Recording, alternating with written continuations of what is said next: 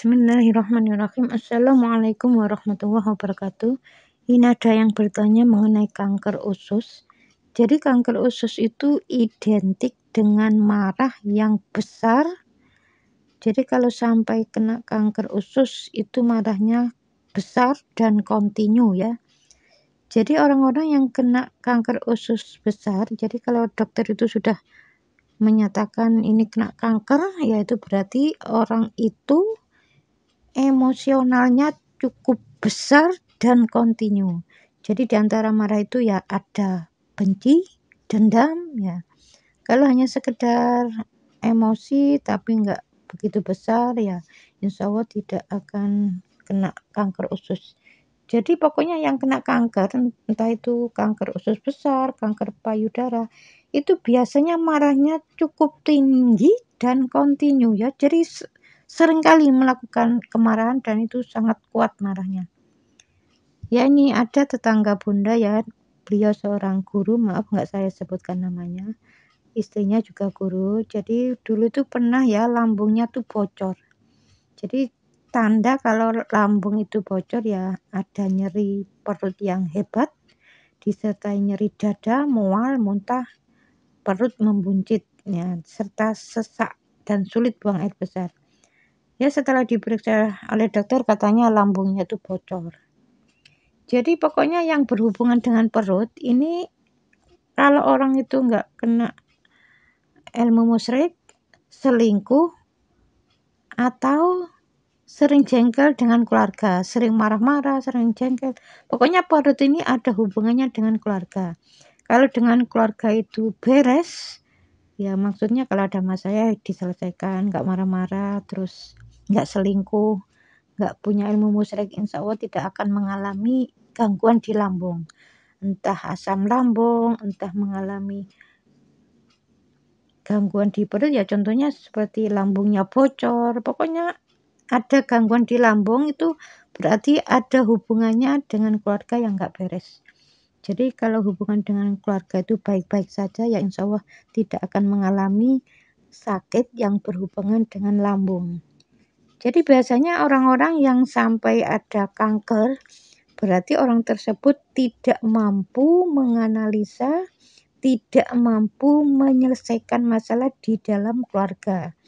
Ya bisanya ya cuma menyimpan marah ya seperti itu. Jadi ada efeknya ya. Jadi efek samping dari pemotongan usus. Ini dulu pernah istrinya tuh bercerita. Kalau ini dipotong ini nggak cukup. Cuma sekian harus sampai sekian ya. Kalau dipotong semuanya lah nggih mati tobu lah dipotong kabeh. Itu pakai bahasa Jawa orangnya ya. Jadi istrinya itu guru, suaminya juga guru. Terus saya sarankan, saya suruh sholat sunat tahajud aja deh, mohon ampun pada Allah di titik kesalahannya terus menerus, dan si suami disuruh mohon ampun pada Allah, minta maaf pada istri, pada anak. Jadi kalau ada masalah tolong diselesaikan dengan musyawarah ya, jangan ada kemarahan, jangan sampai lari dari masalah. Pokoknya kalau masalah lambung ini ada hubungannya dengan keluarga. Kalau dengan keluarga itu beres, insya Allah tidak akan mengalami masalah di lambung. Ya seperti bunda ini nggak ada asam lambung, nggak pernah mengalami yang namanya lambung bocor atau apa, nggak pernah. Jadi efek samping dari pemotongan usus itu ya kata dokter ya nanti bisa diare berulang, ketidakmampuan menyerap nutrisi dan vitamin, terus pendarahan usus, infeksi usus, kumpulan nanah pada bagian dalam perut. Jadi yang sudah pernah dipotong itu ya bisa aja nanti infeksi, nanti bisa tambah parah, itu bisa. Kalau memang orang itu terus-menerus ya masih marah di dalam keluarga. Makanya mengapa kalau di dalam keluarga orang itu kalau melakukan kesalahan di dalam keluarga itu hukumannya dari Allah itu lebih berat. Mengapa seperti itu? Ya ini sebagai contoh.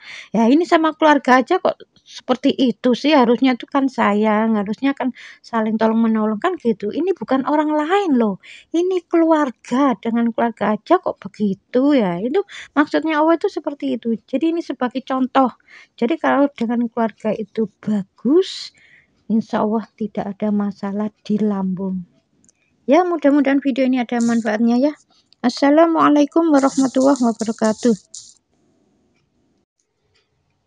Ini ada yang bertanya mengenai mimpi digigit ular. Itu apakah tanda akan mendapatkan jodoh? Menanyakan arti mimpi itu hukumnya bagaimana? Sebenarnya mimpi itu memang sesuatu yang terakomodir dari cara orang berpikir. Nah, mimpinya ya begitu-begitu itu. Jadi kalau sampai 3 kali atau 4 kali dalam 1 minggu itu tanda ya, tanda dari Allah Ta'ala bahwa orang itu ada gangguan jin atau orang itu akan mengalami sesuatu yang buruk yang akan menimpanya. Jadi kalau hanya sekali ya nggak termasuk ya. Jadi orang yang mimpi digigit ular itu bukan tanda akan mendapatkan jodoh ya, tapi akan mendapatkan sesuatu yang buruk. Nah, Allah itu memberitahu, makanya harus waspada ya. Terus harus minta pertolongan pada Allah dengan cara berdoa ya seperti itu. Yang kedua, bisa karena gangguan jin. Makanya tidak semua orang yang mimpi digigit ular itu gangguan jin. Ada juga yang memang karena ada yang mau kena sesuatu yang buruk ya yang akan menimpanya. Jadi kalau secara Islam seperti itu. Jadi kalau orang itu mimpi seperti itu ya itu kan tanda ya, tanda dari Allah Ta'ala. Kalau diberitahu kan enak, jadi ngerti, oh aku mau menghadapi sesuatu yang gak enak. Yaitu dengan adanya begitu ya siap-siap. Makanya berdoa minta perlindungan sama Allah kan gitu. Jadi salah satu mimpi yang kerap mendatangi banyak orang, mimpi digigit ular itu di dalam kategori menyembolkan sesuatu yang jahat dan negatif. Jadi lantas bagaimana caranya? Kalau sudah tahu seperti itu, ya harus mohon pada Allah Ta'ala ya, minta perlindungan, berdoa minta keselamatan ya gitu-gitu aja, nggak usah takut ya. Jadi orang-orang yang mengalami mimpi yang seperti itu kerap kali kalau sudah tahu seperti itu ya secepatnya mohon ampun pada Allah, banyak-banyak istighfar, berdoa minta keselamatan, insya Allah diberikan keselamatan. Jadi nggak semua orang yang mimpi, oh digigit ular berarti orang itu dapat jodoh, enggak. Ya kalau kebetulan pas dapat jodoh ya bukan karena mimpi itu ya, memang jodohnya ya lagi dekat aja ya seperti itu. Jadi yang selama ini yang saya amati orang-orang yang mimpi digigit ular itu biasanya ya ada gangguan jin. Tapi tidak semuanya ya.